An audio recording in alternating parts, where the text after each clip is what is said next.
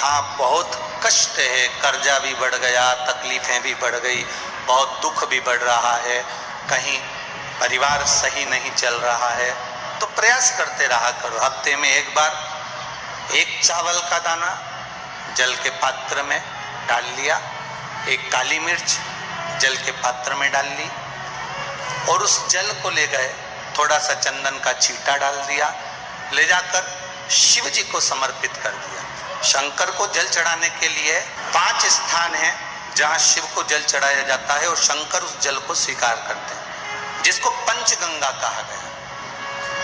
5 स्थान अच्छे से समझ लीजिएगा, जब भी शिव मंदिर में जाएं तो ये 5 स्थान शिव को जल चढ़ाने के लिए। ये रखा है शिवलिंग, गोल जलाधारी, ये चरण जहां से पानी नीचे की ओर जाता है।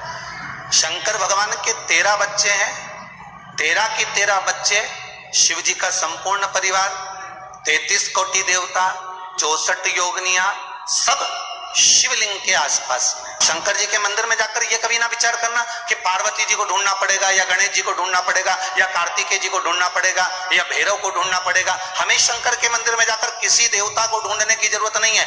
जहां शंकर भगवान का शिवलिंग रखा हुआ है वो माता जी का हस्तकमल है, माता पार्वती जी का स्थान है। जहां शिवलिंग रखा है वो शंकर भगवान है।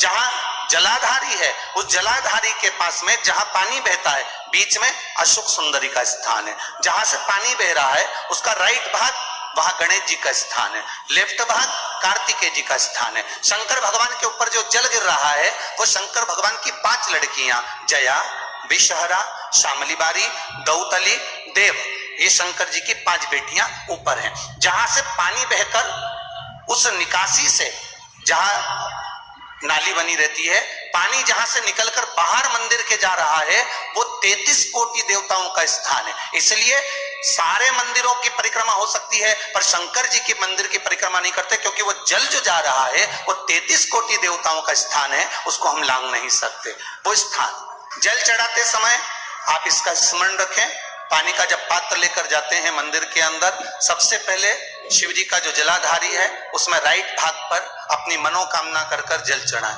फिर लेफ्ट भाग में चढ़ाएं रोग मुक्ति के लिए, अशोक सुंदरी की जगह पर चढ़ाएं, ये 3रा स्थान। 4था स्थान माता पार्वती जी का जो कटी भाग है जहां पर शिवलिंग रखा हुआ है उस भाग पर जल चढ़ाएं, 4था भाग। 5वां भाग शंकर जी के ऊपर चढ़ाएं। ये 5 जगह पर जल क्रमवाइज चढ़ाएं। आप लोग जाते हो डायरेक्ट जाकर शंकर जी पे जल उंडेल करा जाते हो, सीधे गए और शिव जी पे जाकर आपने जल चढ़ा दिया।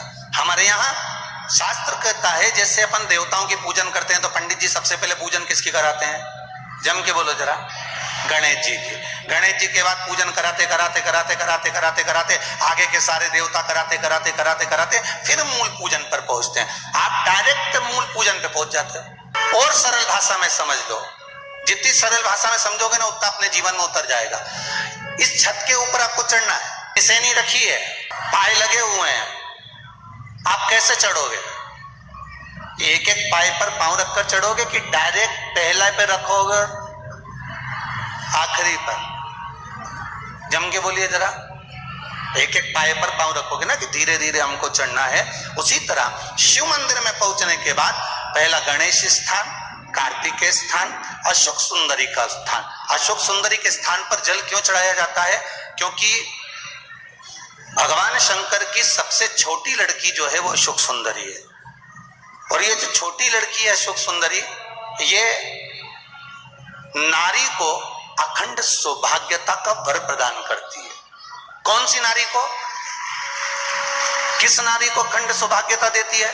तो महाराज शास्त्र कहता है जिस नारी के भाग्य में लिखा होता है कि उसको वैधव्य होना है, इसके पति को समाप्त होना है, अगर वो नारी अशोक सुंदरी वाली जगह पर जल चढ़ा देती है तो पति पर अगर काल भी मंडरा रहा होता है तो मां अशोक सुंदरी महाकाल से कहकर काल को टाल देती है। वो अशोक सुंदरी का जल चढ़ाने का एक नियम है। यहाँ जल चढ़ाया, फिर कार्तिकेय बाबा को चढ़ाया, फिर अशोक सुंदरी को चढ़ाया।